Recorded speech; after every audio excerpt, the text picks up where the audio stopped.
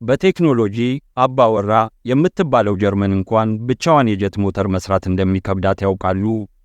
ከውጭ ሲያዩት ተራ ትልቅ የብረት በርሜል ይመስላል። ነገር ግን የውስጡ ምስጢር የሰው ልጅ የምህንድስና ጥበብ የመጨረሻው ጥግ ወይም ፋይናል ቦስ ነው። የጀት ሞተር መስራት ለምን ይህን ያህል የማይቻል ሆነ? በመጀመሪያ ደረጃ ሙቀቱ እጅግ አስፈሪ ነው። ተርባይኑ ጋር ያለው ሙቀት ከ1650 ዲግሪ ሴልሺየስ በላይ ይዘላል። ይህ ሙቀት ተራ ብረትን ብቻ ሳይሆን ማንኛውንም ጠንካራ ነገር በሰከንዶች ውስጥ አቅልጦ ወደ ፈሳሽነት ይቀይራል።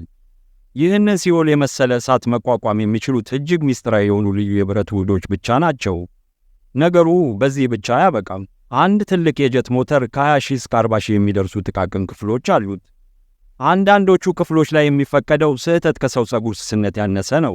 አንዲት ብሎን እንኳን ቦታዋን ብትስት ወይም ብትላላ ውጤቱ አስከፊ አደጋ ነው።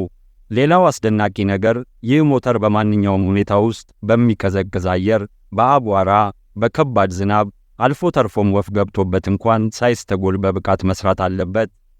እነዚህን ሁሉ የሞት ሽረት ፈተናዎች አልፎ ሲገኝ ብቻ ነው በአውሮፕላን ክንፍ ላይ ተሰቅሎ እኛን በሰላም አሳፍሮ የሚበረው። ለዚህም ነው ዛሬ በዓለማችን ላይ እነዚህን ሞተሮች ከጫፍ እስከ ጫፍ ማምረት የሚችሉት ወደ 6 የሚጠጉ ሀገራት ብቻ የሆኑት።